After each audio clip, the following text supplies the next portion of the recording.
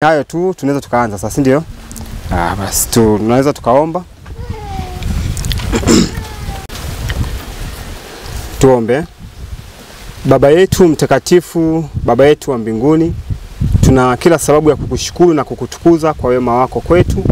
Asante kwa ajili ya sabato hii ya leo. Tunashukuru kwa kutukusanya hapa kama kundi. Tunaomba Bwana ukatufundishe, ukatupatie neno lako ili tuweze kuwa mbaraka, nasi tuweze kuwa baraka kwa ajili ya wengine na kwa ajili yetu pia. Neema yako ikawe nasi sote, mkubwa hata mdogo, kupitia jina la Yesu Kristo. Amina. Habari za siku sita jamani. Naamini mmekuwa na juma jema la kazi. Haleluya. Tuzingatie huko tu, sawa? Tuzingatie huko tu. Sawa kila kitu, sawa jamani. Haya. Basi kwa neema ya Mungu imempendeza Bwana leo tukutane kujifunza, na katika niseme kama mwezi huu au tunapoanza somo letu la leo, yatakuwa ni masomo kujifunza kuhusiana na wakati na maandalizi. Nini jamani? Wakati. Au muda na maandalizi. Kitu gani? Muda. Kwa tusisahau, hiyo ndio itakuwa ni masomo ya kila siku kwa neema Mungu Sabato wakati huu wa kipindi hiki kabla ibada kuu. Kwa hiyo tutakuwa tunajifunza muda na maandalizi. Kwa hiyo itakuwa baraka kwa ajili yetu sisi, lakini pia itakuwa baraka kwa watakao kuwa nafuatilia. Sawa jamani? Si kazi ya uinjilisti tunaifahamu jamani. Kazi ya uinjilisti, kazi yetu ni kuhakikisha ujumbe unaenda kwa mahali pengine. Kwa sisi tunapata nafasi tunajifunza hapa kama kundi dogo, lakini kwa neema Mungu tukiweka masomo haya tunaweza kutuma pia kwa watu wengine na wengine pia kubarikiwa. Sawa penda. Na muda sio mrefu walioko mjini watashindwa kutoka hata kuja kupata nafasi kama hizi. Na hata kule walipo kule watashindwa kupata fursa kama hizi. Tunasikia jamani wote? Kwa hiyo tunakumbuka kile ambacho kilitokea tarehe 29, sisi tunakumbuka wote. Kulifungwa mitandao, sawa? Yaani kama tunachokifanya sasa hizi hiki kisingeweza kuwezekana kuwatumia wengine.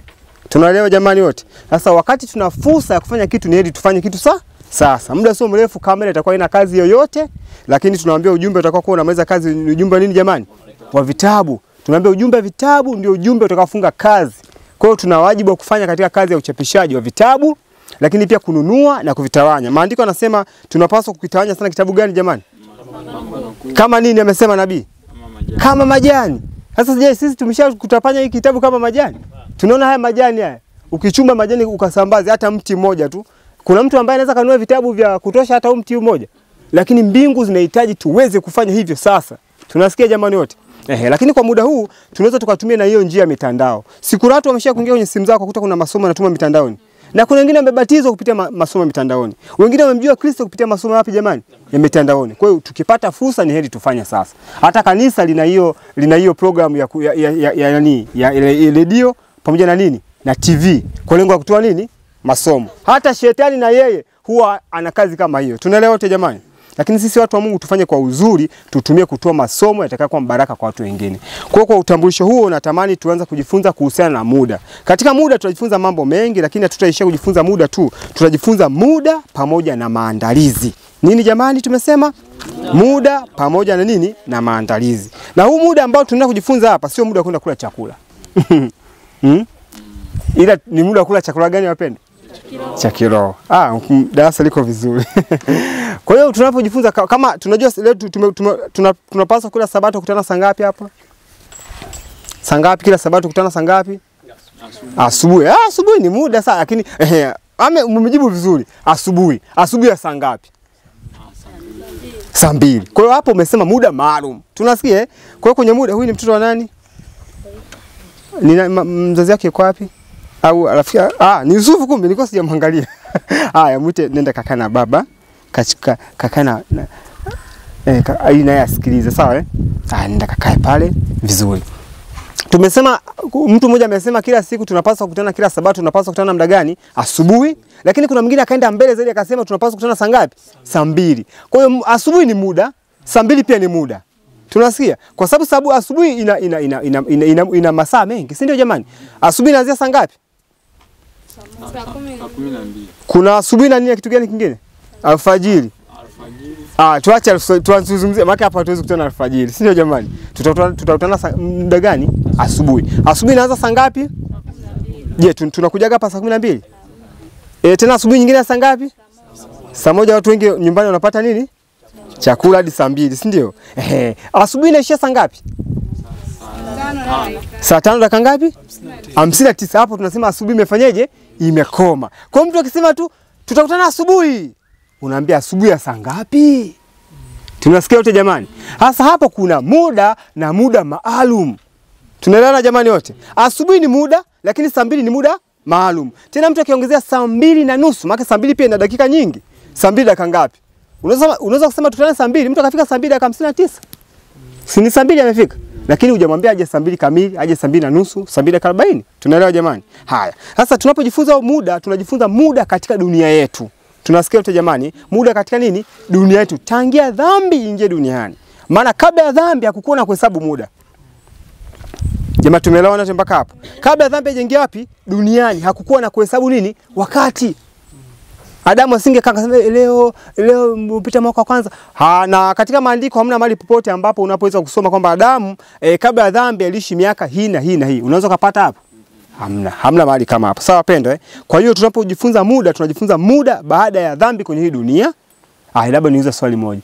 Hivi tangia dhambi ingie duniani mpaka ukomo wa dunia kutakuwa na miaka mingapi? Anayefahamu anyoshe kidole. Hapa sasa anayefahamu kwamba tangia, hata kama hujui ilianza wapi na nini muda wake, hata kama hujui chochote, ila tu kama kuna mtu anafahamu kwamba tangia dhambi ingie duniani, tunasikiza swali wote.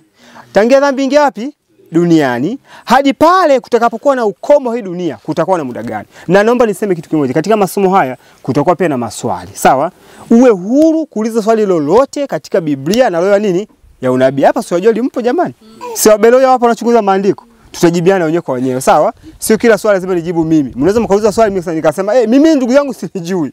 Anayejua ndugu Chazi anaweza kajibu. Sawa penda? Kwa hiyo tutakuwa huru. Kwa hiyo mimi sasa naanza kuuliza maswali. Tangia dhambi ingie duniani mpaka ukomo wa dunia utakapofika kutakuwa na muda gani? Naona wapendwa 2, 3. Mama Yusufu kutakuwa na muda gani? Haya. Na hiyo shusheni mikono. Na hiyo ukijua ndio utajua muda wa kazi wa dunia hii. Tunasikia wapendwa? Kuna muda wa kazi na muda wa nini? Wa pumziko. Tunasikia wote jamani? Naanza kuwafafanueni sasa. Kuna muda wa nini? Wa kazi na muda wa nini? Wa pumziko. Leo tumepumzika, tujapumzika? Tumefanya kazi, tujafanya kazi? Leo tujafanya, lakini hapo nyuma tumefanya. Tumefanya kwa muda gani? Tumefanya siku ngapi? Tumepumzika siku ngapi? Tunasikia wote? Haya, dunia hii kazi itabidi fanye kwa muda gani? Miaka mingapi jamani? Yaani hiyo hata kama hujui imeanza vipi, hata hiyo wengi hata ukataka kuuliza walokole watakwambia tu miaka 6. Lakini swali, tunajuaga imeanzaga wapi na inaishaga wapi? Hapo ndio wengi wanasema hii hatujui. Mungu hawezi kufanya mambo kama hayo. Sawa jamani? Tunaanza na Amos 3:7. Fiki Amos 3:7. Amos 3:7.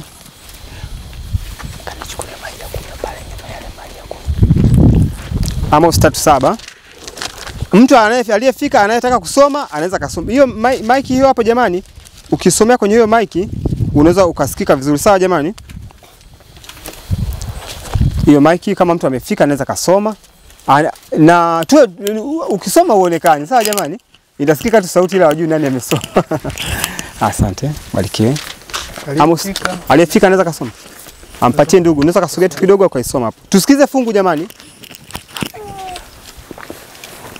Amos 3 fungu la 7 anasema hakika Bwana Mungu hatafanya neno lolote bila kuwafunulia watumishi wake manabii siri yake. Jamaa tumesikiza fungu. Naomba lisome tena kaka, kila mtu alisikiza kwa makini. Anasema kwamba katika Amos 3:7 ndio hakika Bwana Mungu hatafanya neno lolote bila kuwafunulia watumishi wake manabii siri yake. Tumesikiza jamani? Hakika Bwana nani?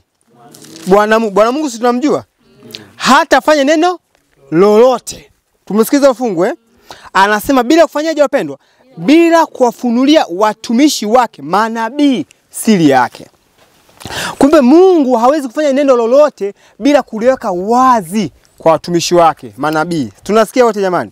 Na hebu niulize swali. Kanisa hili la Waadventista wa Sabato lina nabii halina nabii? Na hakuna wakati wote ambapo kanisa la Mungu limeishi bila nabii. Tunasikizana wote jamani? Hakuna kipindi chochote. Wewe niambie kipindi gani ambapo kanisa la Mungu duniani hapa limewahi kuishi bila nani? Bila nabii.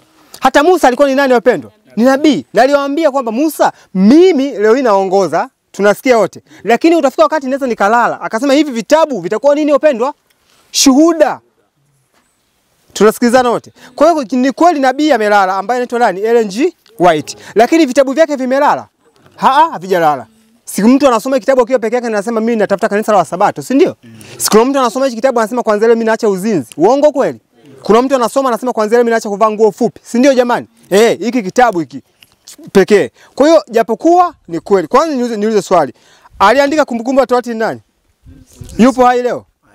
Aliandika kitabu cha Amosi ni nani? Yupo hai? Kitabu cha Petro, Mathayo, Luka, Yohana vyote wapo? Wamelala, lakini vitabu vimelala? Havijalala. Mungu anasema hatafanya neno lolote bila kuwafunulia watumishi wake siri, manabii wake hao. Kwa hiyo tuone wazi kwamba mbingu zinatamani tuweze kufahamu huu kweli uliofunuliwa. Tunasikia wote jamani?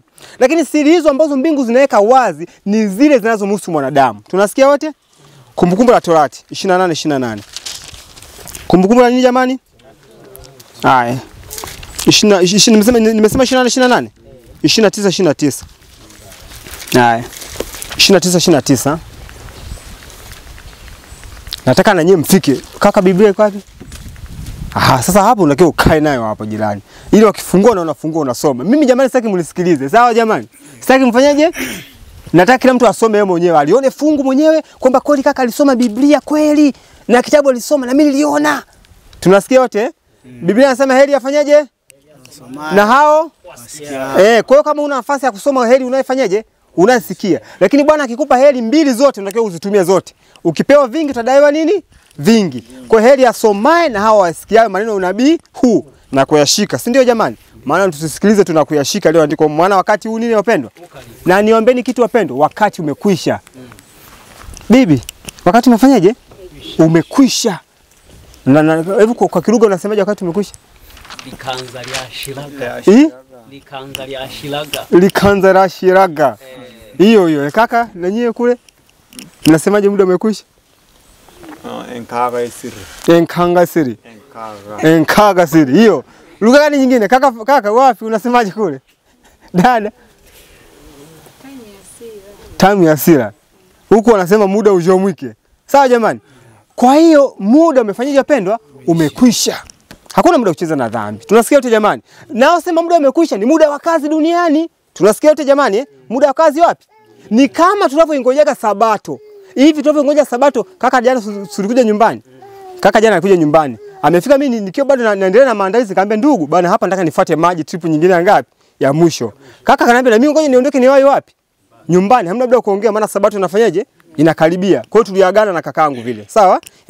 Sasa katika Kumbukumbu la Torati 29:29, kaka nani amefika wapendwa? Kwa nini anafika peke yake? Kwa nini wengine hawafiki? Wakina mama jamani vipi? Dada amefika? Soma sasa dada, inasemaje? Nasoma ampe hiyo. Nasemaje? Mambo ya siri ni ya Bwana Mungu wetu, lakini mambo yaliyofunuliwa ni yetu sisi na watoto wetu milele, ili tuyafanye maneno yote ya sheria hii. Haleluya. Tumesikiza fungu jamani. Amosi 3:7 anasema hakika Bwana Mungu hatafanya neno lolote kwa namna gani? Kwa siri bila kuwafunulia watumishi wake manabii. Tumeona wote. Lakini hapa Mungu anasema mambo yaliyofanyaje? Ya siri ni ya Bwana Mungu wetu, lakini yale yaliyofunuliwa ni kwa ajili yetu sisi na watoto wetu, ili tuyafanya maneno yote ya sheria hii. Tunasikilizana. Hivyo ni kusema kwamba Mungu kuna mambo ambayo ameweka namna gani? Wazi kwetu. Tunaona kitu chochote ukiona kimeandikwa kwenye Biblia, hicho kiko wazi. Usije ukasema mimi sielewi kuhusu madini ya dhahabu yanachimbwaje. Biblia imeandika dhahabu na chimbwaje imeandika? Achana nayo, hajaandikwa, hata usipojua sio mbaya. Tunaelewa Bana mimi sifahamu kwamba huyu samaki sasa mifupa yake imetengenezwa kwa madini gani? Mbona naweza nikapotea nisifike mbinguni? Unaweza kupotea usifike mbinguni kwa sababu ya hujajua samaki ana madini gani? Inawezekana? Hamna hata siku moja. Kwa hiyo najaribu kutoa yani mifano ya vitu ambavyo kuna vitu ambavyo hata usipokijua sio shida. Tunasikia lakini kuna kitu usipokijua ni shida. Na hiko kitu ambacho kama hautakijua itakuwa ni shida ni kile ambacho mbingu zimeandika wazi na wewe hujachukua muda wa kujifunza. Maana kwenye Pambano Kuu kuna ile sura inasema maandiko ni kinga. Anasema wale ambao wanapuuzia kusoma maandiko matakatifu na kutokujua kilichoandikwa ndani yake. Tunasikizana wote. Kwa sababu hawajapata nafasi ya kusoma, anahesabiwa tu sawa sawa na mtu ambaye amesoma amekataa. Ikiwa nuru tunaweza tukaipata katika uwezo wetu na sisi tumefanya uzembe kuipata hiyo nuru, sisi tunahesabiwa ni kama wale ambao wamesoma wamekataa. Jamaa tunasikilizana? Kweli kuna mtu anashindwa kununua kitabu cha Pambano Kuu yupo hapa? Mimi sidhani. Ikiwa tunaweza tukapata chakula kila siku, basi hata kitabu unaweza kanunua. Tunaelewana jamani? Tuko sawa mpaka hapa. Haya mafungu mawili yatupatie wazo kwamba mbingu zinafunua mambo, lakini yale mambo yaliyofunuliwa ni kwa ajili yetu. Kwa hiyo usitafute kupekenyua mambo ambayo hayajafunuliwa. Tunasikia na usikae kizembe kuto kuyaelewa mambo yaliyofunuliwa. Hapa simeeleweka jamani? Hiyo kanuni ya msingi sana kwetu. Usipambane sana kufunua jambo ambalo halijafunuliwa, lakini usikae bila kujua nuru iliyofanyaje? Hapo simeeleweka jamani? Kwa hiyo kwa kusema hivi nitasoma nukuu hapo baadaye ambazo zinatudhihirishia kwamba tangia dhambi ingie duniani mpaka ukomo wa dunia na watu wakapumzike mbinguni kutakuwa na miaka mingapi wapendwa? 6000. Na niulize swali, mbinguni tutakaa miaka mingapi? Kidole juu.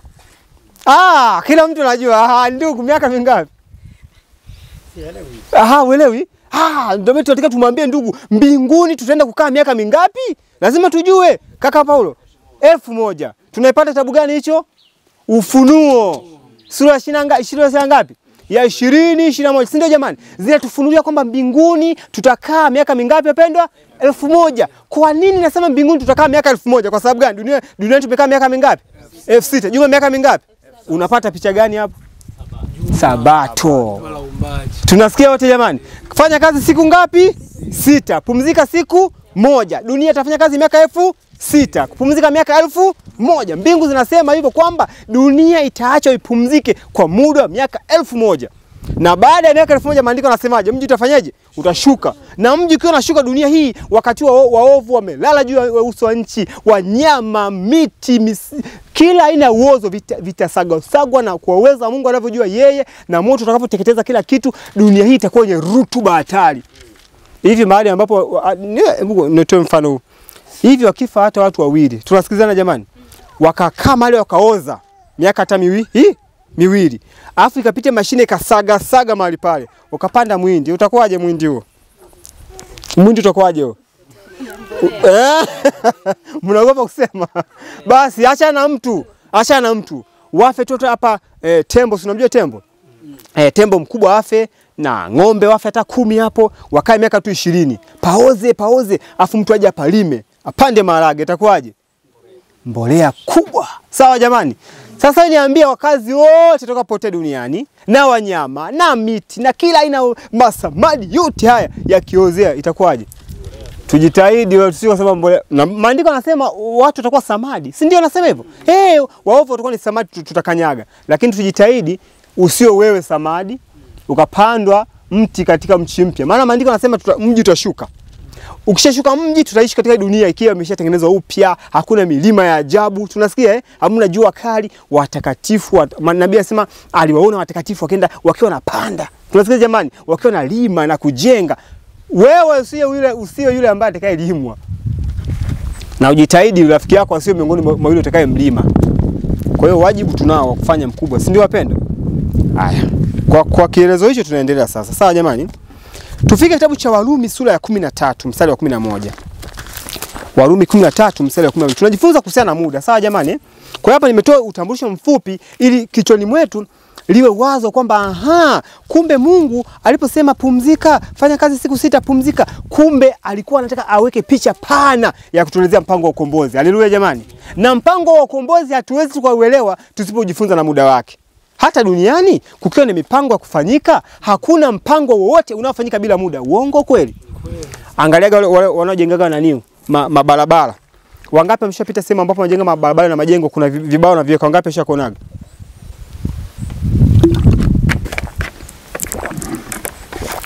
Maji ni uhai eti. Maji ni uhai. Na wanaweka vile vibao, sijui kama kuna mtu labda amesha kutazamaga. Katika vile vibao vile, kama kuna mtu ashakuchunguza, sijui mnavikumbuka, mnavijua ninavyovizungumzia.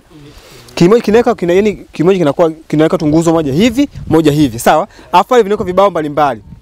Hapa kinaweka cha kwanza, cha pili, cha tatu, cha ngapi, si ndio? Vinakuwa vina rangi ngapi? Vinaweka rangi ngapi vile? 2 la mara nyingi. Inakuwa nyeupe na blue. Mara nyingi naonaga hizo rangi. Sijui wana maana gani. Lakini katika vile vibao kuna mambo yanaandikwa. Nani anajua mambo gani huaga yanaandikwa pale? Nani? Kama mshakuchunguza. Tuweke tunavichunguza, sawa? Tunasikizana na upepo wangapi wanajua kinaandikwa nini pale? Kwanza kinaandikwa nini kinachokuwa kinaendelea. Wanakuambia labda ujenzi wa barabara au ujenzi wa jengo. Tunasikia Alafu unakuwekea na jina la yule engineer anayehusika hapo. Tunasikilizana. Vingine sivijui, lakini ninachojua kingine ni kwamba wanawekaga na muda wa hiyo kazi. Labda ujenzi wa barabara umepangwa ufanyike kwa muda miaka 3. Na ukifanyika chini au ukifanyika zaidi ya miaka 3, utakuta tu yule labda waziri wa ujenzi anakuja, si ndio? Anasema, "Ndugu yangu, wewe ni Mchina, tulikupatia kazi hii ya kutengeneza barabara kwa muda miaka 2. Na mbona umepitiliza?" Maana ameenda kinyume na makubaliano. Sasa ikiwa mipango ya duniani huwa inafanyika kwa muda maalum, tunasikizana wote jamani wapendwa. Vipi mpango wa Mungu ambaye Mungu ni Mungu wa utaratibu? Hivi atafanya mpango wake uende kiholela? Hamna. Hata kupumzika hapa, tunakuja kupumzika kwa wakati. Kuna watu waliokutana hapa siku ya juzi hapa Alhamisi, wapo. Waliosema bana, twende kwanza leo tukakutane bwana. Na kuambia hata kama ungemwambia ndugu Jose, njoo tushinde hapa, asingekuelewa. Akwambia, ndugu yangu, sijapandikiza mpunga. Na kweli iko halali, maana ni siku ya kazi, si ndio? Kaka Charles ningemuita kule aje hapa, tusingeelewana. Kwa sababu ni siku ya nini wapendwa? Ya kazi. Lakini ona leo, hivi leo kuna watu walipigana simu waje hapa?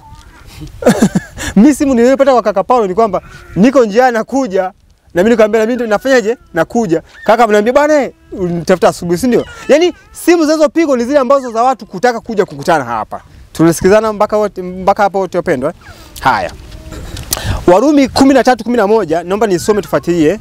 Maandiko yanasema hivi, naam, tumeiona hiyo? Inasemaje? Naam. Tukiujua nini wapendwa? Wakati. Neno lingine la wakati ni nini?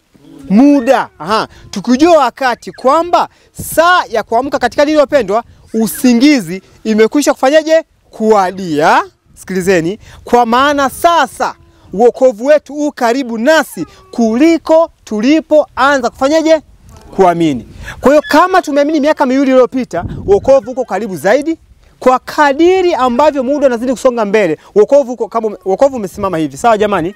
Wokovu au yumbi, wokovu hausogelei nyuma wala mbele. Wokovu uko hapa. Ila mimi mwanadamu ninapokuwa natembea, tunasikizana wote jamani, ninatembea kuenda kukuta nini jamani? Wokovu. Kwa muda unasoma, dakika zinapungua kwenda kukuta nini wapendwa? Wokovu. Na ndio maana maandiko yanasema kwamba saa ya kuamka katika usingizi imefanyaje? Imekwisha kuadia. Huu usingizi tunaozungumzia hapa sio ule usingizi ambao kila mtu amelala leo na kuamka asubuhi, hapana. Ni usingizi nani? Ni usingizi gani huu jamani? Usingizi wa kiroho. Na ndio maana kaka amesema ni kweli makanisa yamefanyaje? Yamelala, na hata shetani mwenyewe anasema makanisa yalikuwa yamefanyaje? Yamelala. Sasa hata shetani anajua watu wamelala, sisi vipi? Hebu tuende tena kitabu cha Ufunuo 12. Angalia na shetani sasa mbinu zake. Sawa jamani? Hivi tunafahamu shetani yuko duniani? Na tunajua shetani hawezi kwenda sayari nyingine yote isipokuwa duniani tu. Tunajua hicho kitu?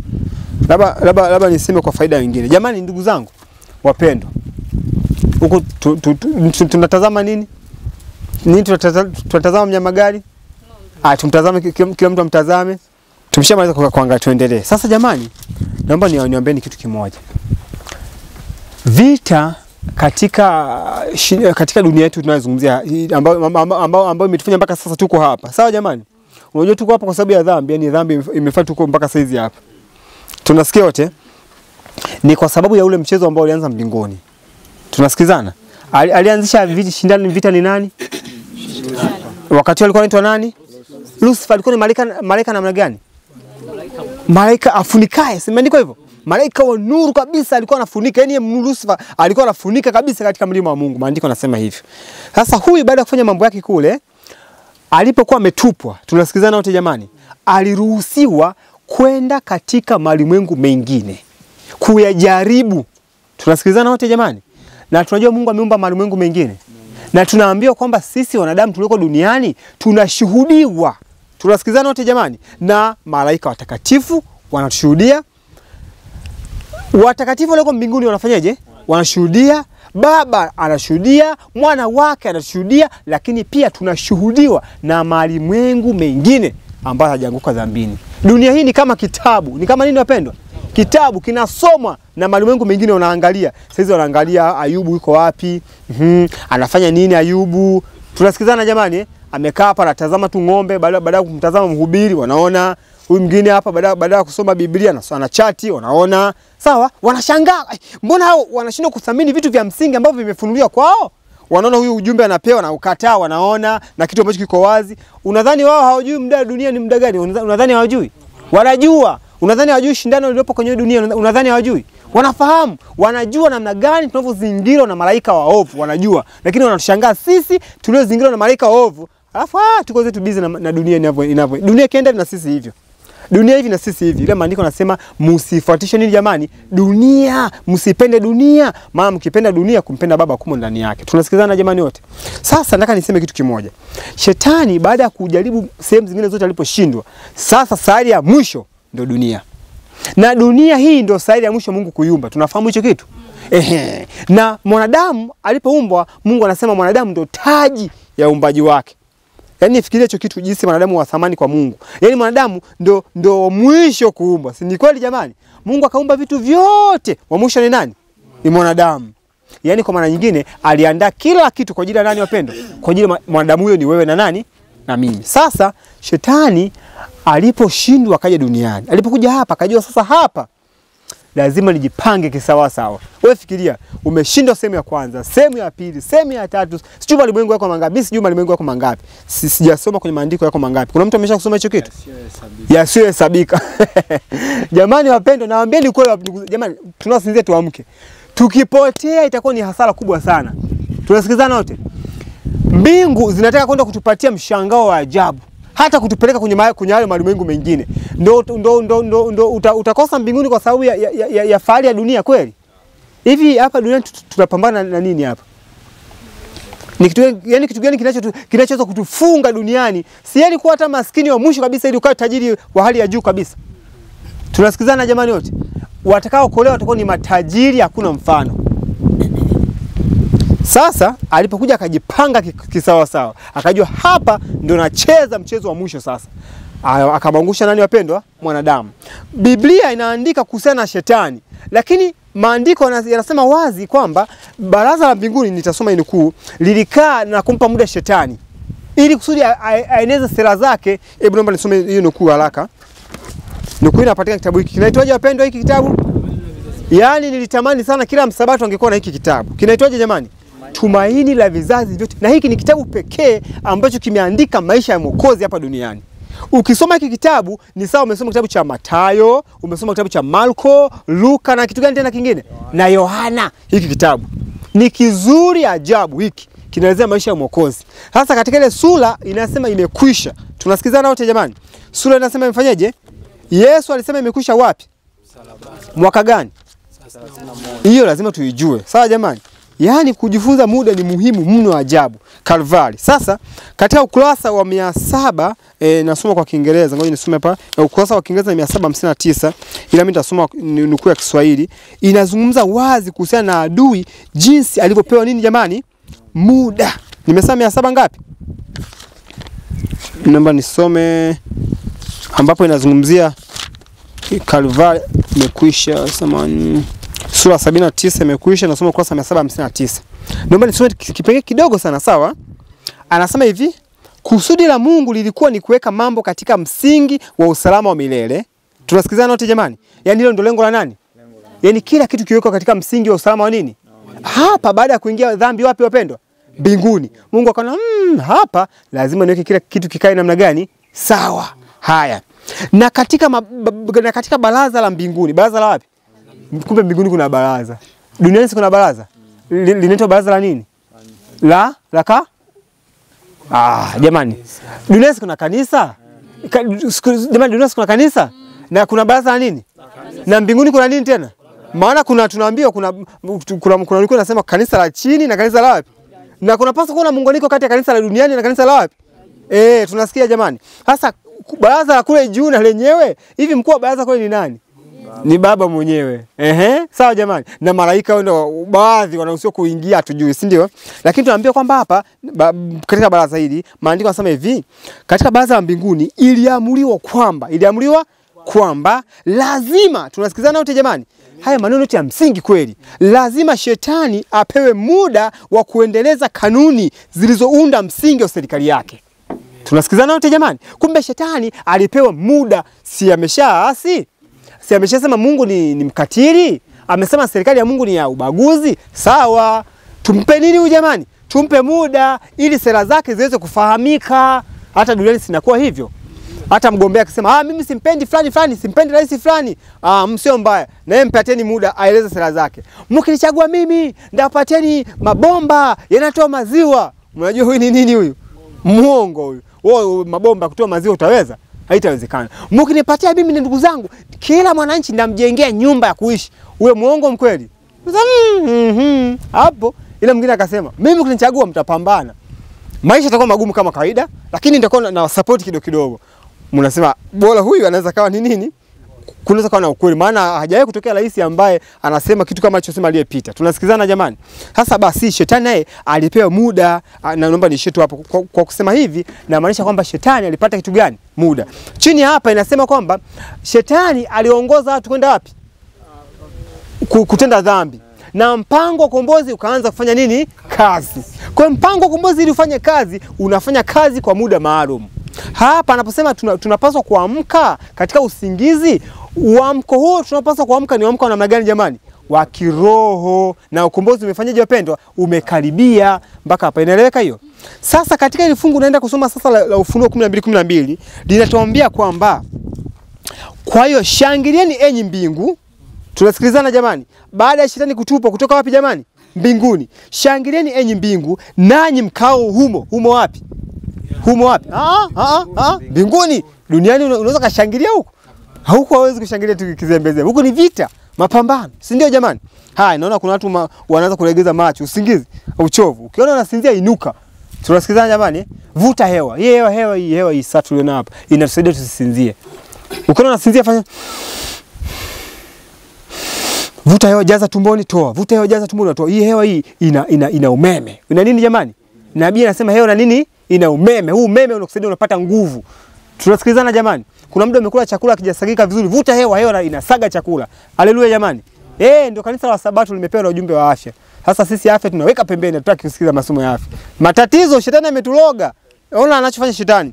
Shangilieni enyi mkao humo. Ole wa nchi na nini wapendwa? Na bahari. Ole wa sisi wa Adventista tulioko hapa sasa hivi. Anasema kwa maana yule ibilisi ameshuka kwenu mwenye ghadhabu nini wapendwa? Nyingi, akijua kuwa na wakati mchache tu. Anahisi anajua. Maandiko yanasema akijua ana wakati mchache. Sasa wewe niambie, ikiwa shetani anajua wakati mchache, afu wewe na mimi wa Sabato tusijue wakati, tutapona hapo? Yaani shetani malaika muovu anajua na wakati mchache, alafu wewe na mimi wa Sabato wenye kitabu tunaweza kusoma tusijue wakati. Hiyo itakuwa inaingia akilini kweli? Haitawezekana. Ndio Mungu amesema ametufunulia tujue. Tunasikizana jamani wote? Lazima tujue tuna wakati namna gani? Mchache tu. Mpaka hapo imekaa sawa jamani? Haya mafungu ninasoma leo hii ni utangulizi kwa kile ambacho tutakuwa tunakiangalia kila siku wakati wa nini? Wa asubuhi. Bwana akitupatia nafasi tutakuwa tunaangalia asubuhi na muda gani jamani? Na muda wa mchana. Natamani iweze kuwa hivyo. Tutungoje tuone kama Mungu atatupatia hiyo nafasi. Sawa jamani? Haya. Tusome na Wathesalonike wa kwanza 5:1 mpaka 4. Wathesalonike wa kwanza 5.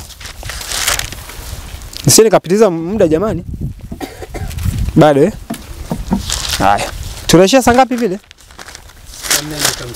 50. Haya. Tumefika Wathesalonike wa kwanza? Nani amefika? Ndugu umefika. Haya, ndugu tusomee Wathesalonike wa kwanza 5:1 mpaka 4. Tunasoma kwa vituo, si ndio jamani? Msikizeni mtume Paulo anachokizungumza. Wathesalonike wa kwanza Wathesalonike wa kwanza sura ya 5 Ndiyo. fungu la kwanza anasema Mhm. lakini ndugu, kwa habari ya nyakati na majira hamna haja niwaandikie. Msikize Paulo anavyowaambia. Tusikize nyaraka za Paulo. Tunasikiza kaka Paulo. Umepewa jina zito. Paulo anaambia kwa wakati kwa habari ya nyakati na nini? Na majira. Wale wanaoandika, ninasoma kitabu cha Wathesalonike wa kwanza, sawa? Sura ya ngapi? Ya 5 mstari wa kwanza mpaka wangapi? Wa 4. Anasema kwa habari nyakati na majira, sina haja niwaandikie. Endelea kaka. Fungu la pili. Maana ninyi wenyewe mnajua mnajua yakini ya kuwa siku ya Bwana yaja kama vile mwivi ajavyo usiku. Unasikiza jamani hapa? Anasema kwamba siku ya Bwana itakuja kama mwivi. Anakuja wakati gani? Kuna mtu anayejua jambo hilo? Sasa unaweza kusema jamani, sasa kama Bwana atakuja kama mwizi, sikutukurupusha huko sasa. Kumbe inabidi ujue anakuja kama mwizi kwa kina nani. Tunaelewana? Hebu tuendelee mbele, tumsikize Paulo anasemaje wakati? Fungu la 3 anasema wakati wasemapo kuna amani na salama, ndipo uharibifu wajiapo kwa ghafla. Kama vile utungu umjavyo mwenye mimba. Ndiyo. Wala hakika hawataokolewa. Tumesikiliza jamani wote. Wakati watakaposema nini na nini hapo? Amani na nini? Na salama. Sikiliza haya maneno. Wakati utakaposikia kuna mahubiri mengi, sawa, ya watu kusema amani na nini? Na ndio maana jamani, mimi hapa sihubiri amani na usalama hapa. Tunahubiri amani katika Kristo. Yesu anasema ni mfalme wa nini? Amani. Sikilizeni Yesu jamani. Muwe mnanisikiliza, mkiandika mnisikilize huko jamani. Unajua mimi nikikaa hapa mbele pia kuna vingine sijaviandika na Mungu anavileta hapa. Tunasikiliza jamani wote. Vingine sijaviandika hapa kwenye kile ambacho natamani tujifunze, lakini katika kuzungumza na ndio vingine vinakuja. Mafungu yote ambayo tumeyasoma mpaka sasa hizi mengi yao hapa hayapo. Lakini Bwana anasema na hili nalo tulizungumze. Mimi natamani nipige hatua mbele nifike mahali fulani napaona hapa, lakini Mungu anasema hapana, Mungu anasema hamna. Hiki nacho lazima mfanyaje? Mkisikilize. Maandiko yanasema wakati wasemapo amani na nini? Na salama, ndipo uharibifu unakuja kwa nini? Kwa ghafla. Yesu anasema mimi ni mfalme wa nini? Si ndio anaitwa hivyo Yesu mfalme wa amani? Haya, lakini anasema sikuja kuleta nini? Bali ni nini? Sasa ndio utaelewa ni nini cha maanisha Yesu. Sasa utajua Yesu ni mfalme wa amani au ni mfalme wa upanga. Tunasikizana jamani? Amani ya Kristo inaenda kinyume na amani ya duniani. Anasema amani yangu, anasema mimi amani yangu niwapata tofauti na nini? Na ulimwengu utoavyo. Si ndio anasema hivyo Yesu? Amani ya duniani kukufanya ujisikie raha, usijali mpendwa. Yaani usijali utaokolewa. Si ndio tunavyoambia duniani. Sio hivyo. Amani ya Kristo kusema kwamba sikilizeni yenye wanafiki na mafarisayo.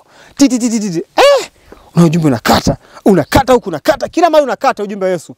Niwaambieni ukweli jamani. Yesu angekuwa anahubiri leo hapo, ndio tusingempenda. Maana angeongea mambo ya ajabu. Angeongea ukweli kabisa uliokuwa wazi. Kuna mahali pengine anawaambia wanafunzi wake, anawaambia kuna mengi ya kufanyaje? Ya kuambia, lakini hamwezi mkastahimili sasa. Kama tu mengine nimewaambieni mmeshindwa kustahimili, je, nikamwambia na yote mengine? Inawezekana? Hata mimi hapa mbele kuna mengine sitayaongea. Sinaona? Mengine tusistahimili. Sawa jamani? Sitaongea yote. Nitaongea yale ambayo Mungu ataruhusu tuweze kuyaongea. Mengine Bwana atamfundisha kila mmoja kwa nafsi yake. Tunasikiliza jamani? Hapa nikisema tu baba za nyama, na ameshaanza hii namna gani tena? Basi mimi sitasema. Nisiseme. Ujumbe usemwe. Wangapi wasema ujumbe usemwe? Asilimia kubwa ujumbe usemwe. Wangapi usisemwe? Wangapi ni wadanganye? Mimi sitaki kupotea. Sawa jamani? Lazima tuongee ukweli kama uli. Kila mtu apokee kwa neema nani jamani? Ya Kristo. Sasa maandiko yanatudhihirisha kwamba hapa wakati wasemapo amani na nini? Na salama. Ukisikiliza tu siku zote mahubiri ya amani, salama, ogopa sana mambo hayo. Kuna mpendo mmoja akasema, mbona wachungaji ujumbe hawafundishi? Akasema hivi, wakifundisha ujumbe huo watu wakiambia kuhusu ukweli wa zaka na sadaka, amini kuambia tu baba toke mijini, zaka na sadaka watarudisha tu kwa vile kiwango cha juu. Kwa sababu kuna kazi zingine watu wanazifanya ni nje na mpango wa Mungu. Tunasikilizana jamani? Kuna kazi nje na mpango wa nani? Jamani wapendwa, ngoja kwanza niweke kwanza break kidogo. Hata tukimaliza kwenye haya sio mbaya. Tunakumbuka kipindi wana wa Israeli wanatoka Misri ili waende jangwani, mwisho siku waende nchi ya ahadi. Tunakumbuka? Haya. Kipindi wanakaribia kutoka pale wapi wapendwa? Misri. Walikuwa wanafanya kazi gani wana Israeli? Ya utumwa. Kazi gani walikuwa wamekabidhiwa hasa? Kazi gani ilikuwa ile? Kazi gani? Kujenga majengo ya wapi wapendwa? Ya Misri. Na kufanya kazi ya nini? Ya tofa? Kadiri ambavyo muda wa kutoka ulipokuwa unakaribia, kazi ilikuwa inaongezeka, ilikuwa inapungua. Ilikuwa inafanyaje? Na walikuwa utumwa. Niwaambieni kitu wapendwa. Shetani leo hii hawatumikishi watu kama vile zamani. Ila kuna utumwa ambao anatumikisha watu. Jamani, tunasikilizana? Na akasema hivi watu hao waongezewe nini? Kazi. Hatutasoma hapo katika kitabu cha Kutoka. Akasema watu hao waongezewe kitu gani? Kazi, ili wafanyaje? Nani anakumbuka jamani? No. Wasahau maneno ya nani? Ya Musa. Musa ni nani? Jamani, mnasikiliza? Musa ni nani? Leo nabii ni nani? Nabii ni nani leo? Sawa. Musa unabii wake ulikuwa unatoa watu wapi jamani? Misri. Kupeleka wapi? Lakini lazima upite wapi? Lazima upite wapi? Na huyu nabii leo anatutoa watu wapi sisi jamani? Misri. Misri ya kileo ni nini jamani? Ni ulimwengu. Ndio maana Yesu anasema kwamba nyie mko ulimwenguni lakini nyie sio wapi? Sio ulimwengu. Tunapaswa kujitenga na nini? Na ulimwengu. Lakini hatujitengi na ulimwengu namna gani? Kimwili, maana bado tunajamii ya watu wa ulimwengu huu. Lakini tunajitenga nao namna gani wapendwa? Kiroho. Katika kula usile kama ulimwengu. Kuvaa usivae kama ulimwengu. Tunasikiza jamani wote. Kuongea usiongee kama ulimwengu. Ya niambie inakuaje nini? Mwambie habari ni habari gani, si ndio? Ni vipi? Ni vipi? Kuna mmoja kama amefadhili pale. Vipi? Fresh. Imetulia. Imetulia nini? Fadhili anambia, imetulia nini? Sema tu habari ya imetulia sasa, sio afya ndio imetulia. Yaani mtu ili mradi tu abadilishe maneno kidogo. Na habari hata Petro naye ile siku yuko pale ni kama akajichanganya nao. Na katika kujichanganya ukisoma leo ndio mkasoma sasa kitabu hiki cha nani? Kiko wapi jamani? Hiki hapa. Cha nani? Tumaini. Anasema Petro akaamua kujichanganya. Eti kana kwamba naye ni msela. Tunasikizana jamani? Ndio naye bangaza. Vipi? Sasa usijue wale kuna maneno ambayo usikoongea kama huko. Utakuwa umejichanganya. Vipi mpendwa? Amani. Wao kwa ongeagi mpendwa. Unajua alilokole inatoka huko. Unasikia? Kwa hiyo wale wenyewe wanaweza kuongea mwanzo mwisho lugha yao. Lakini ukijichanganya unasikia tu niambie Bwana Yesu asifiwe man. Hamnaga hiyo. Sawa wapendwa? Kwa hiyo maandiko yanasema tunapaswa kujitenga na nini? Na ulimwengu. Muda umefanyaje wapendwa? Umekwisha. Hatupaswi kufungamana na nini? Jamaa tunasikiliza mpaka hapa. Nilikuwa naongea hoja gani nikafika mpaka hapa? Sana kazi. Asante. Maana mambo yako mengi sasa. Kazi ambazo wana Israeli walikuwa wanaendelea kuongezewa kila siku ilikuwa kwa lengo hili. Wasahau maneno ya nani? Ya Musa. Tuko pamoja? Hivyo ujumbe wa Musa ambao ulikuwa unatolewa ungemfurahisha Farao au ungemkereketa Farao? Na kama kungekuwa na kanisa kule Misri, kanisa hilo lingefurahi, lingechukia? Lingechukia kwa sababu kadiri ujumbe unavyotolewa, zaka na sadaka zingefanyaje? Sasa si wanafanya kazi afu wanapata na ujira. Sasa ujira singeshuka, zaka na sadaka zingeshuka. Haya, wameondoka wameshaenda jangwani, mashambani. Si ndio hivyo jamani? Jamani tunasikilizana.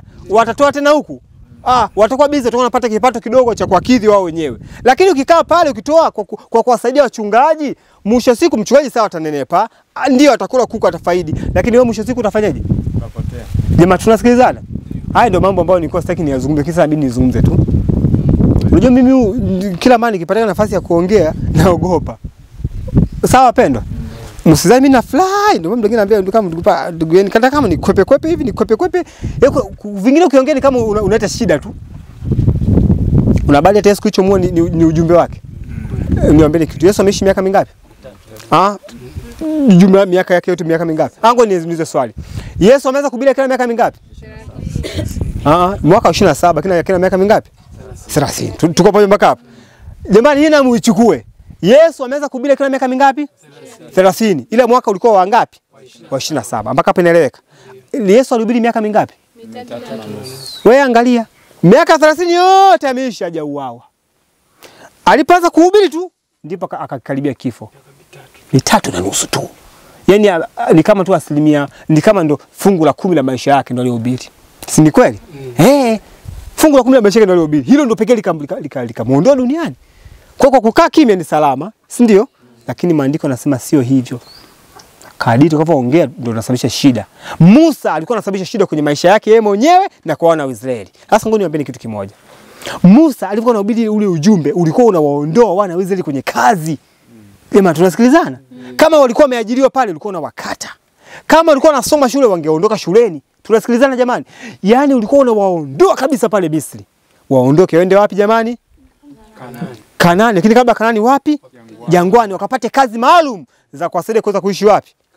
Na sisi pia na Kanaani, sawa? Na sisi pia lazima ujumbe wa leo utawaondoa tu watu kwenye kazi zao baadhi. Na sio baadhi, ni nyingi. Jamaa tunaelewana? Kila mtu ajihoji, kazi yangu ninayofanya hii inaniandaa kweli? Kazi ninafanya rafiki yangu pale mjini inamuandaa? Pale Mwanza mjini kuna mtu anaajiriwa pale ni askari, mwingine magereza, ni mwalimu, ni daktari, sawa, anafanya hizo kazi, zinamuandaa. Unatibu mtu sawa, alikuwa na malaria amepona, ndio malaria. Hivi mtu akipona malaria ndio anaenda mbinguni? Ugonjwa gani mkubwa wa kutibu jamani tumepewa? Lakini haimaanishi tusitibu watu kitu gani? Kimwili. Tutatibu lakini kikubwa hakikisha umemtibu namna gani? Kiroho. Tuko sawa? Babeli si walikuwa watu utumwani. Sasa utumwa wa Babeli ndio unafanisha sana na wakwetu. Maana pale hawakuwa na mateso. Baadhi yao waliajiriwa, maisha yalikuwa ni mazuri kabisa. Ujumbe ulipotolewa ondokeni Babeli mkajenge wapi? Yerusalemu. Kuna mtoto wa kuhani hata mmoja aliyetoka? Hakuna hata mmoja. Makuhani akina nani? Wachungaji. Hakuna hata mmoja aliyetoka. Walitoka watu wengine wa kawaida tu, awamu ya kwanza, awamu ya pili, awamu ya tatu. Walitoka kwa awamu ngapi jamani? Na sisi leo tuna jumbe wa awamu ngapi? Ujumbe maana ngapi? Jumbe hizi zote zinatuandaa kututoa wapi jamani? Babeli duniani. Tunasikizana jamani wote? Haya, kakaangu tuendelee, sijasahau fungu letu. Fungu la 4 wa Thessalonike wa kwanza 5 fungu la 4. Anasema bali ninyi ndugu hamo gizani. Hata siku ile iwapate kama mwivi. Amen. Tunasikizana jamani wote? Ulimesha fungwe? Ni Kiswahili cha kisasa? Cha kawaida? Ni kile cha kawaida. Sawa, fungu la 4. Mimi niko natazama 5. Bali ni ndugu ambao wapi jamani? Gizani. Hata ile siku yapate kama nini? Maana juu amesema sina haja niwaandikie kwa sababu najua kuja kwa Bwana kunakuja kama namna gani? Kama mwizi. Sasa ungesema jamani, kama anakuja kama mwizi kumbe atatushtua. Lakini anasema nyie ndugu ambao wapi jamani? Gizani. Hata ile siku yapate kama namna gani? Kama mwizi. Swali. Kama mpo gizani, mpo kwa sehemu gani jamani? Kwenye nuru. Na mkiwa kwenye nuru, ukiwa unamulika tochi hivi. Mwizi akija tunamwona. Huyo. Si ndio jamani? Nikasipendi kisa kimoja hapo kwa niache. Haiki nasipendi baadaye. Haya, tukiwa kwenye nuru, mwizi akija tunafahamu huyo jamani mwizi amekuja. Uongo kweli? Sasa kama tupo kwenye nuru, ina maana kuna kitu fulani ambacho kinatusaidia tuweze kuona. Uongo kweli? Hebu tuone maandiko yanasemaje. Kwanza nuru inaweza nini kinaweza kikaleta nuru ni kitu gani? Mwanga. Taa. Kusema neno zuri sana. Ndio la kuwa na waberoya jamani. Taa. Tochi. Nini tena kingine? Balbu hizo. Si ndio jamani? Kaka amesema nini? Kibatari.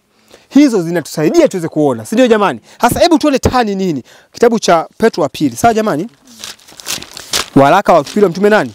Jamani, mnafurahia kujifunza? Na tunaelewana? Haya. Waraka wa pili mtume Petro 1 mstari wa 19. Muda wetu bado kidogo. Tumeona jamani? Ndio. Haya. Umefika kaka? Ndio dada umefika?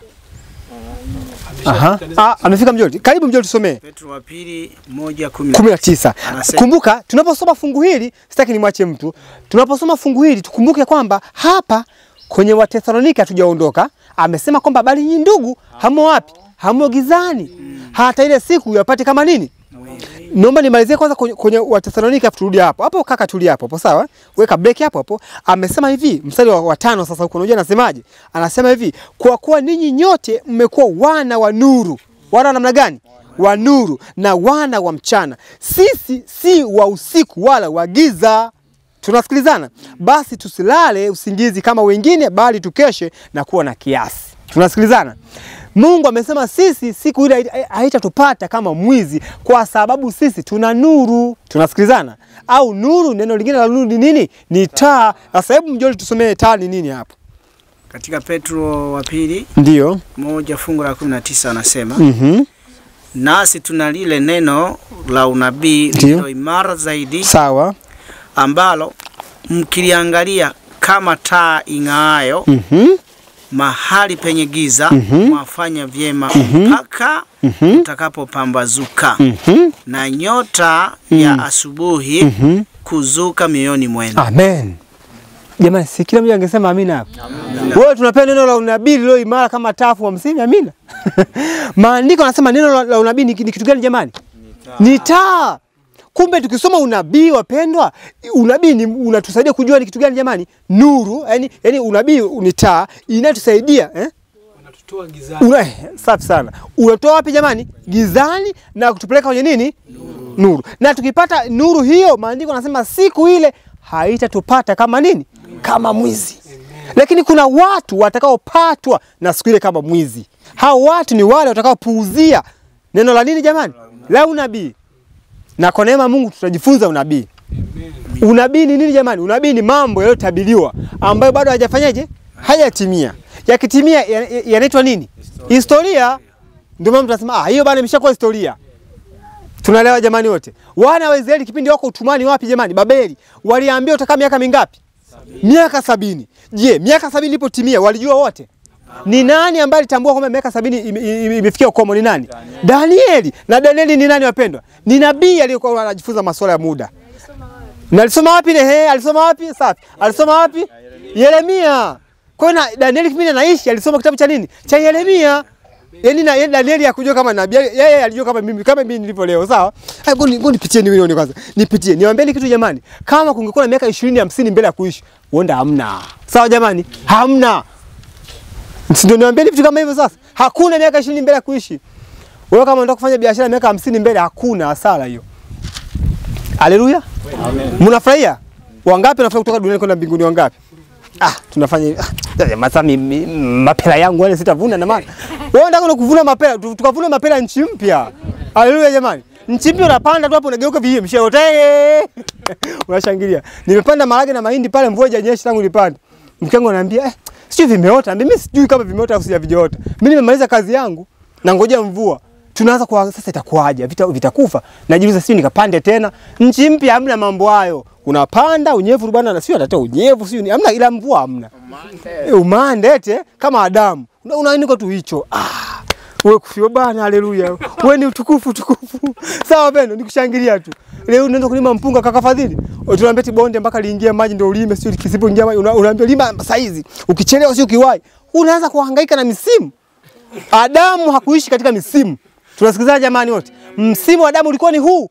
Maana mvua ilikuwa inyeshi. Hakuna baridi. Baada ya dhambi tukajisikia namna gani? Baridi. Msimu ulikuwa ni huu. Muda wote ukitaka kupanda unapanda. Na hapandi yale kwa sababu hata kuna kwanza mvivu hayupo. Hata mtu akisema mimi sipandi ndakula vya dani. Huyo pale sio mahali pake. Maandiko yanasema kwamba wavivu hataingia wapi? Wavivu semwani wapi? Wapi? Wavivu semwani wapi? Katika ziwa liwakalo moto. Huko ndo wavivu na wapi. Na uvivu mkubwa unaozungumzia hapo ni uvivu usoma maandiko matakatifu. Wewe unaweza kama Dani amesema wavivu hataingia, basi mke wangu tulime eka 10. Lima eka 10 zikupoteze. Tunasikia jamani wote. Mimi nitalima eka 10 kwa mkono wangu. Mwaka huu sitasoma Biblia sana, lakini nitalima sana. Wewe utapotea. Soma maandiko na kazi ufanye. Sawa jamani? Kazi fanya, chakula uwe nacho kweli, lakini zaidi chakula gani jamani? Chakula gani jamani? Cha kiroho, cha uzima kisichoharibika. Ndio maana Yesu akasema, msikifanyie kazi chakula kisichofanyaje? Kiharibikacho. Ni heri mfanyie kazi chakula kisichofanyaje? Sasa wewe kasema hivi, sitalima maharage mwaka huu, omba tu. Wewe ni mvivu wapi? Kwa jamani tujitahidi twende nchi mpya. Mazingira huko mimi sijai kwenda, lakini nikisoma tu maandiko naona na sisi mambo yako hivi. Tuna lile neno la nini wapendwa? La unabii lililo imara zaidi, ambao tukiliangalia kama nini? Kama taa. Unaangalia mpaka itakapopambazuka nyota nini jamani? Nani nyota asubuhi nani wapendwa? Na ndo maana watakaoishi katika neno hili la unabii ambao ni imara, mwisho wa siku watafahamu siku na saa ya kuja kwa Mwokozi. Amina. Sasa hivi hatujui siku na nini? Ile tunajua kwamba Mwokozi anakaribia kufanyaje? Kuja. Tunasema katika kipindi hiki Mwokozi anaweza karejea. Ila utakuja wakati ambapo Mwokozi anasema nyie watu, kwa kuwa mmelishika neno la unabii ambao ni imara, hebu niwaambieni anakuja siku hii, hii tarehe hii, kila kitu. Tutasoma jamani, vitabu viko hapa. Sawa pendwa? Kila kitu kiko wazi. Mungu anataka tufahamu wa Sabato. Na ndio maana tunaitwa wa Adventista wa nini? Wa Sabato. Sisi ni watu wa kuishi duniani miaka mingapi? 1000. Mbingu F6 duniani. Mbinguni miaka mingapi? Juma miaka 1000. Ndio usabato wenyewe sasa huo. Usabato si usaba. Ndio usaba wa mpango wa nini? Wa ukombozi. Tutasoma mengine mengi. Kwa nini Mungu aliruhusu kazi ifanye siku 6, siku ya 7 watu wafanyaje? Wapumzike. Mtumwa utamtumikisha miaka 6, mwaka 7 utamwacha huru. Ardhi itafanye kazi miaka 6, mwaka 7 uipoache pumzike. Kwa nini Mungu aliruhusu hayo yote? Akuruhusu tu hivi hivi. Alikuwa anafundisha watu mpango wa nini? Na ndio maana Mungu anasema anatangaza mwisho tangia mwanzo. Isaya. Tunasema hivyo jamani. Wapendwa, natamani hiyo utangulizi mzuri sana. Hebu nitasoma fungu kwanza moja hapa. Alafu baada ya fungu hili moja nitakalisoma hapa, tutaweka kituo, tutaingia huduma nyingine. Sasa hizi dakika 50 yenyewe ndio imetimia. Alafu wakati wa mchana kwa neema ya Kristo tutatazama nukuu na mafungu kuhusiana na 6-7. Sawa jamani? Pale Mungu ambapo amezungumza katika maandiko kuhusiana na miaka 6. Kila mtu aweze kuiona mwenyewe kwenye maandiko matakatifu kwamba miaka 6 imeandikwa wapi, kabla kwanza kujifunza kwa upana miaka gani jamani? 6. Sawa jamani? Na tutajibu hoja zote kwamba tujui siku wala saa maana yake nini. Maana tunaambia hata Yesu ajui. Hivi Yesu ajui kweli? Yaani Yesu akati pa kweli? Baba amwambia wewe nenda leo. Kumbe ndio leo baba. Nilisahau bwana. Ni hivyo? Hamna, kuna maana yake pale. Sawa jamani? Mambo Nyakati wa Kwanza 12:32. Mambo Nyakati wa Kwanza 12 ngapi? 32. Hapo kuna kundi ambalo Mungu anahitaji wa Sabato wawe. Kundi hili la Mambo Nyakati wa Kwanza 12:30 ngapi? 32. Hao wanaitwa wana wa Isakari. Wana wa Isakari miongoni mwa kabila 12 za wana wa Israeli.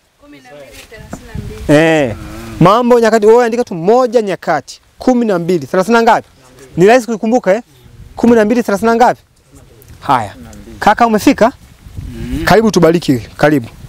Anasema Mambo ya Nyakati wa Kwanza 12:32. Ndio. Na wana wa Isakari, watu wenye akili za kujua nyakati. Tumesikiliza jamani? Watu wenye akili za kujua nini? Nyakati. Zingatia sana hiyo. Na Mungu anatamani Waadventista wa Sabato waweze kuwepo hapa.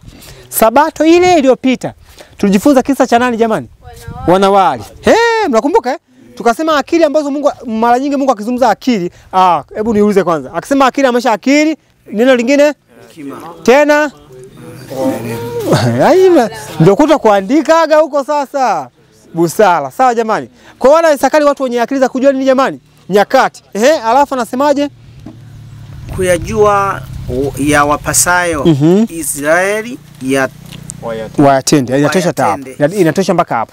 Kwa hiyo kumbe maandiko yanasema wana wa Isakari ni watu wanajua nini? Nyakati. Kwanza watu wenye akili za kutambua nini jamani? Nyakati. Lakini unapotambua nyakati unakuwa na lengo hili ili kusaidia Waisraeli wajue mambo wanayopaswa kufanya.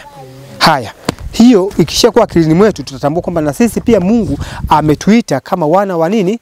Wa Isakari, tuweze kutambua nini? Wakati na kuwaambia watu jambo la kufanyika ni hili na hili na hili. Na ndio maana Danieli pale Babeli akajifunza nini jamani? Wakati. Namalizia hapa. Alipojifunza muda akasema muda wa kukaa utumwani umefanyaje? Umekwisha. Miaka mingapi hiyo? 70 imeshakwisha. Lakini akaenda katika maandiko akajiuliza, Mungu alisema hivi, muda utakapotimia tufanyeje? Ndio maana katika Yeremia alisema, nanyi mtafanyeje? Mtaniita.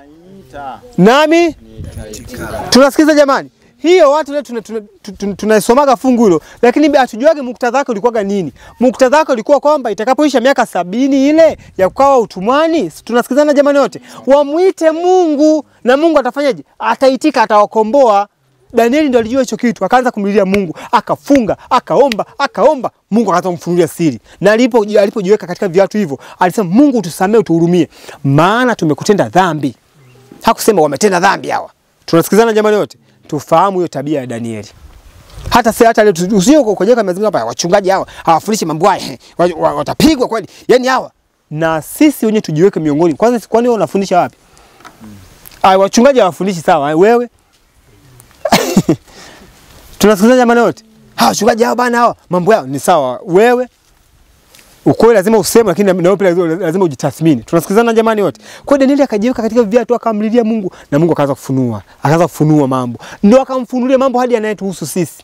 Mtu huyu mmoja, kwa nini sio wewe na mimi sasa wakati wa leo?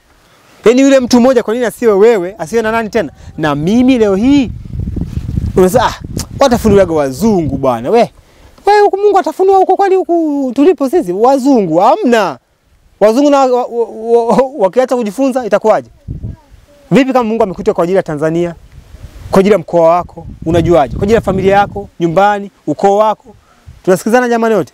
Lazima tuwe macho, tutambue wakati umefanyaje? Umekwisha. Ni wakati wa kukesha katika maombi na sala za kutosha na kuchunguza maandiko. Tutaishia hapa kwa muda huu. Wakati wa mchana Bwana akitupatia neema tutaendelea. Tukishinda wakati wa mchana, Sabato ijayo tutafanyaje? Tutaendelea. Haleluya jamani. Wangapi wamebarikiwa? Basi tutaendelea wakati ujao. Kuna mtu mwenye swali? Mmoja tu kama kuna mtu ana swali. Tuyaandike. Sabato ujao tutakuwa tunafanya hivi. Leo haya tuyaandike. Na natamani sana kwa neema Mungu wale ambao wanaweza kaandika, sawa jamani? Wao wanaandika, wakifika nyumbani wakapitie kwa juma zima, waone kama kuna mali wana swali. Sawa jamani? Tukikutana kipindi kijacho, kabla kwanza kipindi, ndugu mna swali, ile Wathesalonike wangapi? Mbona pale iseme hivi? Mbona ikisoma kuna sawa jamani? Tujibu maswali, tunaendelea. Kama hamna maswali, tunaendelea mbele kwa mbele. Lakini darasa zuri ni lile ambalo linauliza nini jamani? Maswali ndio darasa zuri. Hapo ndio darasa linachangamka. Basi tuishia hapa kwa neema ya Kristo, tutapisha vipindi vingine viendelee. Tupate kuomba. Tuombe. Baba yetu mtakatifu, Baba yetu wa mbinguni, Baba tunakushukuru sana kwa fursa ambayo umetupatia kujifunza maandiko matakatifu. Tunatambua kwamba muda umekwisha wa kuendelea kubakia kwenye hii dunia. Ni kweli muda umefundisha tangu miaka mingi, lakini majira na nyakati ambazo sasa tunaziishi ni zaidi kwamba zinadhihirisha kwamba muda sasa umekwisha. Tunapaswa kuchangamka, tunapaswa kuamka kwa maana wokovu umekaribia sana. Ukamwamshe kila mmoja aliyoko hapa na hata wale walioko mbali. Kwa neema yako tukafahamu yatupasaye kutenda. Tusiwe wajinga wa kufahamu maneno haya, maana itafika wakati ambapo tutajilaumu sana na tutalitafuta neno lakini tutapata. Tutatamani kuokolewa, haitawezekana. Wakati ni sasa. Umjalie kila mmoja na utubariki, na vipindi vinavyoendelea Baba tunaviweka mikononi mwako. Ukamsaidia mnenaji anayekuja kunena baada ya hapa, kupitia jina la Yesu Kristo. Amina.